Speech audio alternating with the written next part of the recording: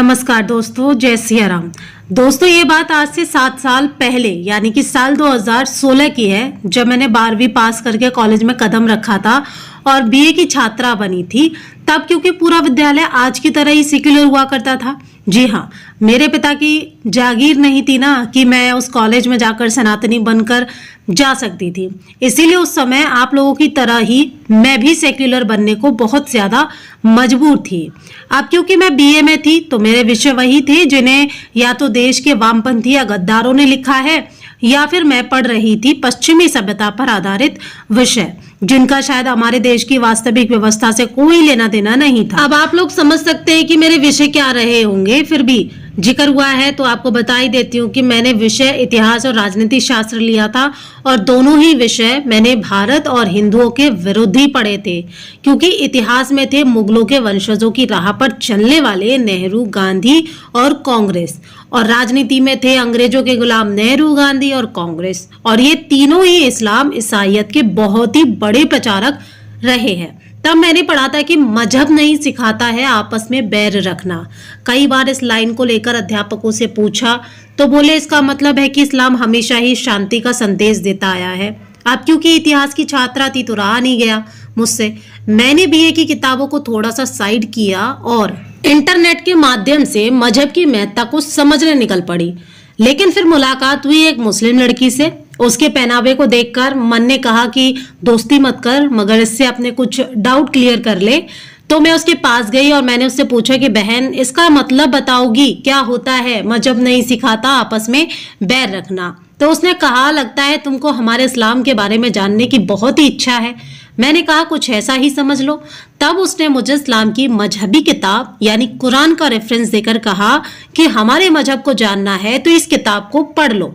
अब मैंने उस मजहबी कट्टरपंथ वाली किताब में क्या क्या पढ़ा वो मैं आपके साथ इस वीडियो में शेयर करने जा रही हूँ, जिसे पढ़ने के बाद मेरे विचार सिर के बल पलट गए। और मेरे विचारों के पलटने का कारण इस्लाम की कुरान में लिखी ये आयतें थी। अब अगर आप लोगों ने इस्लाम की कुरान, पवित्र कुरान अगर आपने पढ़ी होगी या उसके बारे में थोड़ा कुछ भी सुना होगा तो आपको पता होगा कि कुरान में 114 सूरह हैं और कुरान में 6236 आयतें हैं।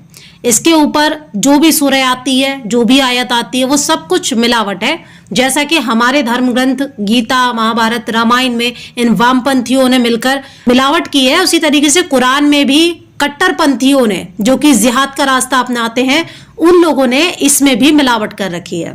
तो इस वीडियो में मैं इन्हीं आयतों में से लेकर कुछ आयतें आपको दिखाने वाली हूं, जो क्या कहती हैं हम काफिरों को लेकर या फिर जो गैर इस्लामिक लोग होते हैं उनको लेकर वो कुरान की आयतें क्या कहती हैं। यहाँ मैं आपको एक बात बिल्कुल साफ तौर पर बता दूं दोस्तों कि मैं नहीं मानती हूं कि जो किताब यानी जो कुरान हमारे देश में या इस पूरी दुनिया के अंदर इस्लाम की कुरान को पवित्र मान रहे हैं, उनसे मेरी दरख्वास्त है या फिर विनती है कि प्लीज हम लोग किसी की भावना को आहत करने के लिए इस सच्चाई को नहीं लेकर आ रहे हैं, बल्कि हो सकता है कि मैं जो आयतें आप लोगों को इस वीडियो में दिखाने वाली हूं दोस्तों, वो मिलावट का हिस्सा हो। इसीलिए मैं ये यहाँ पर बिल्कुल नहीं कह सकती हूँ कि ये अल्लाह के द्वारा, रसूल साहब के द्वारा लिखी गई कुरान में ये आयतें हैं, बल्कि मैं तो सिर्फ आपके सामने इन आयतों को बताने जा रही हूँ। बाकी अगर आपको डाउट होगा तो आप कुरान की इन आयतों को कुरान के अंदर खुद पढ़ भी सकते हैं। तो चलिए बताते हैं। सबसे पहले जो आयत है उसके बारे में आपको बताते हैं इस वीडियो के अंदर। सूरा आयत 2:98, इसके अंदर लिखा हुआ है कि अल्लाह गैर मुसलमानों का शत्रु है।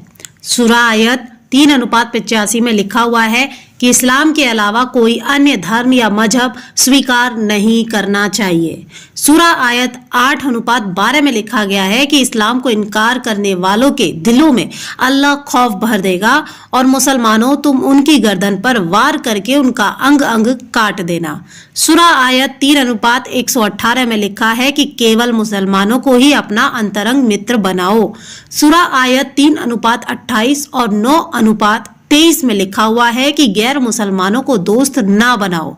सूरा आयत 8:39 में लिखा है कि गैर मुसलमानों से तब तक युद्ध करो जब तक कि अल्लाह का दीन पूरी तरह कायम ना हो जाए। सूरा आयत 22:30 में लिखा है कि मूर्तियां गंदगी हैं।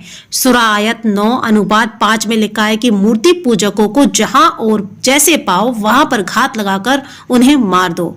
सूरा आयत 33:61 में लिखा है कि मुनाफिक और मूर्ति पूजक जहां भी पकड़े जाएंगे बुरी तरह कत्ल किए जाएंगे। सूरा आयत 3:62, 2:255, 27:61 और 35:3 में लिखा है कि अल्लाह के अलावा कोई अन्य प्रभु पूज्य नहीं है।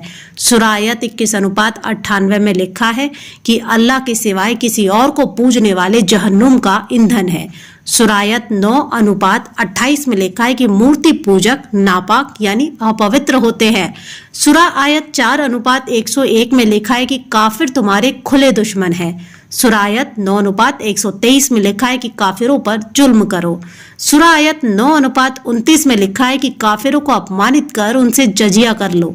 सूरा आयत 66:9 में लिखा है कि काफिरों और मुनाफिकों से जिहाद यानी जंग करो। सूरा आयत 4:56 में लिखा है कि आयतों को इनकार करने वालों की खाल पकाएंगे। सूरा आयत 8:69 में लिखा है कि लूट का सब माल यानी मतलब महिलाओं से यहाँ पर लूट का माल लगाया जाता है, उन्हें हलाल करो। सूरा आयत 9:14 में लिखा है कि अल्लाह मोमिनों के हाथों काफिरों को यातना देगा। सूरा आयत 8:57 में लिखा है कि युद्ध बंदियों पर नशंसता करो। सूरा आयत 32:22 में लिखा है कि इस्लाम छोड़ने वालों से बदला लो यानी उन्हें मार डालो। अब इतना जानने के बाद जो लोग कहते हैं कि कोई भी मजहब गलत नहीं सिखाता, असल में उन्होंने कुरान कभी पढ़ी ही नहीं। वास्तव में कुरान ही आतंकवाद की जड़ है। अगर मैं ऐसा कहूं तो इसमें भी कोई अपराध वाली बात नहीं है। और ये वाक्य मेरे नहीं स्वयं एक मुस्लिम समाज की विद्वान महिला तस्लीमा नसरीन के हैं।